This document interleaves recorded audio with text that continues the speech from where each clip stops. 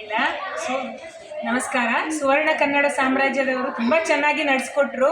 ನಾವು 34 ವರ್ಷ ನಂತರ ಸ್ಕೂಲ್ ಡೇಸ್ಗೆ ಹೋದಾಗಾಯಿತು. ಕನ್ನಡದಲ್ಲಿ ಎಷ್ಟೋ ಜಿಲ್ಲೆಗಳು ಹೊಸದ ಕರ್ನಾಟಕದಲ್ಲಾಗಿರೋ ಜಿಲ್ಲೆಗಳ ವಿಷಯಗಳೆಲ್ಲ ತಿಳ್ಕೊಂಡ್ವಿ. ಎಲ್ಲ ನೇಮ್ಸ್ಗಳನ್ನು ಹೇಳಿದ್ವಿ. ತುಂಬ ಚೆನ್ನಾಗಿತ್ತು. ಮಕ್ಕಳು ತುಂಬ ಹುರುಪಿನಿಂದ ಭಾಗವಹಿಸಿದ್ವಿ. ನಾವು ಟೀಚರ್ಗಳು ಮಕ್ಕಳಾಗಿ ಭಾಗವಹಿಸಿದ್ವಿ. ಇದು ವಿಶೇಷ. Thank you. ನನ್ನ ಹೆಸರು ಕನ್ನಡ ಸಾಮ್ರಾಜ್ಯದವರು ನಡೆಸ್ಕೊಡ್ತಾ ಎಲ್ಲ ಚಟುವಟಿಕೆಗಳು ತುಂಬ ಚೆನ್ನಾಗಿತ್ತು. ಒಂದಕ್ಕಿಂತ ಒಂದು ಅದ್ಭುತವಾಗಿತ್ತು. ಎಲ್ಲ ಚಟುವಟಿಕೆಗಳಲ್ಲೂ ನಮ್ಮ ಮಕ್ಕಳು ತುಂಬ ಉತ್ಸಾಹದಿಂದ ಪಾಲ್ಗೊಂಡಿದ್ರು. ಅವ್ರ ಉತ್ಸಾಹ ನೋಡಿ ಹಾಗೆ ನಾವು ಕೂಡ ಎಲ್ಲ ಮಕ್ಕಳ ಥರ ನಾವು ಎಲ್ಲ ಚಟುವಟಿಕೆಗಳಲ್ಲೂ ಪಾಲ್ಗೊಂಡಿದ್ವು. ತುಂಬ ಚೆನ್ನಾಗಿತ್ತು. ನಮಸ್ತೆ. ಸುವರ್ಣ ಕನ್ನಡ ಸಾಮ್ರಾಜ್ಯದವರು ಮಾಡಿರೋ ಕಾರ್ಯಕ್ರಮ ತುಂಬ ಚೆನ್ನಾಗಿತ್ತು.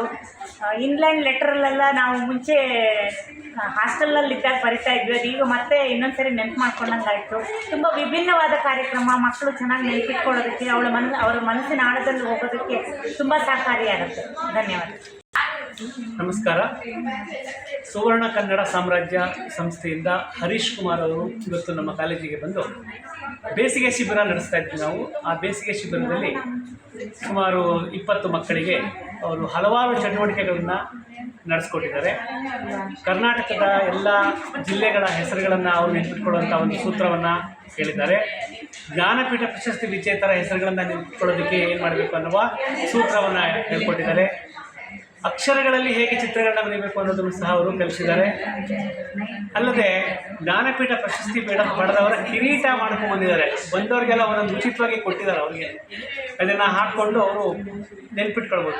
8 ಜ್ಞಾನಪೀಠ ಪ್ರಶಸ್ತಿ ವಿಜೇತರು ಯಾರ್ಯಾರು ಕಾಲಮಾನದ ಸರಿಯಾಗಿ ಅವ್ರು ಕೊಟ್ಟಿದ್ದಾರೆ, ಮೊದಲಿಂದ ಕೊನೆಯವರೆಗೂ ಇದನ್ನು ಮಾಡಿದ್ದಾರೆ. ಮತ್ತು ಬಹಳ ವಿಶೇಷವಾಗಿ ಇನ್ಲ್ಯಾಂಡ್ ಲೆಟರ್ ನಾವೆಲ್ಲ ಮರ್ತೋಗಿರುವಂಥ ಒಂದು ಪತ್ರ. ಯಾಕಂದರೆ ಮೊಬೈಲ್ ಬಂದ ಕಾಲದಲ್ಲಿ ಯಾರು ಪತ್ರ ಬರೆಯೋದನ್ನು ನಾವು ನೋಡೋದೇ ಇಲ್ಲ. ಬರವಣಿಗೆನೇ ದೊಡ್ಡಾಗಿದೆ. ಎಲ್ಲ ಬೆರಳುಗಳಲ್ಲಿ ನಡೀತಾ ಇದೆ. ಬೆರಳು ಮತ್ತು ಆ ಒಂದು ಬೆರಳಿನಿಂದ ಕರಳಿಗೆ ತಟ್ತಾ ಇಲ್ಲ. ಈಗ ಮೊದಲು ಬೆರಳು ಅಕ್ಷರದಲ್ಲಿ ಬರೀತಾ ಇತ್ತು, ಅಕ್ಷರಗಳು ಕರಳಿಗೆ ತಟ್ತಾ ಇತ್ತು. ಈಗ ಬರೀ ಬೆರಳಲ್ಲಿ ಮೊಬೈಲಲ್ಲಿ ಮಾಡಿಬಿಡ್ತೀವಿ. ಆದರೆ ಇದೇನು ಲೆಟ್ರ್ ಇದೇನಾದರೂ ಗೊತ್ತಿರಲಿಲ್ಲ ಈಗಿನ ಜನ್ರೇಷನ್ಗೆ. ನಾವೇ ಮರ್ತೋಗಿದ್ದೀವಿ. ನಾನು ಬರೀತಾ ಇದ್ದೆ ಈ ಲೆಟ್ರ್ಗಳನ್ನು.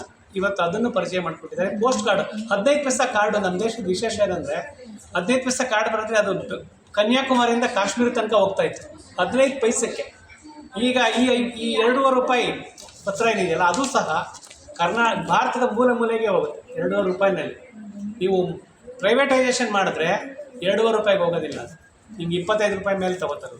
ಹಾಗಾಗಿ ಅಂಥದ್ರೊಂದು ಪರಿಚಯ ಮಾಡಿಕೊಟ್ಟು ಮಕ್ಕಳ ಹತ್ರ ಬರ್ಸಿದ್ದಾರೆ. ಭಾಳ ಒಳ್ಳೆಯ ಕಾರ್ಯಕ್ರಮ ನಡೆಸ್ಕೊಡ್ತಿದ್ದಾರೆ. ಮಕ್ಕಳ ಜ್ಞಾನ ವಿಕಾಸ ಜೊತೆಗೆ ಆಟ ಅವರು ಭಾಳ ಎಂಜಾಯ್ ಮಾಡಿದ್ರು. ತುಂಬ ಖುಷಿಯಾಗಿದ್ದರು. 2.5 ಗಂಟೆ ಹೇಗೆ ಕಳೀತು ಅಂತಲೇ ಗೊತ್ತಿಲ್ಲ ನನಗೆ. ಅವ್ರಿಗೆ ನಾವು ಕೊಟ್ಟಿದ್ದು 1 ಗಂಟೆ. ಅವ್ರ ಉತ್ಸಾಹ ಹೇಗಿದೆ ಅಂದರೆ ಮಕ್ಕಳಲ್ಲಿ ಉತ್ಸಾಹ ತುಂಬ್ತಾ ಇದ್ದರೆ ಅವ್ರಿಗೆ ಇನ್ನೂ ಕಲಿತಾ ಇದ್ದಾರೆ ಅಂದರೆ ಕಲಿಸೋ ಆಸಕ್ತಿ ಜಾಸ್ತಿ ಇದೆ ಅವ್ರಿಗೆ.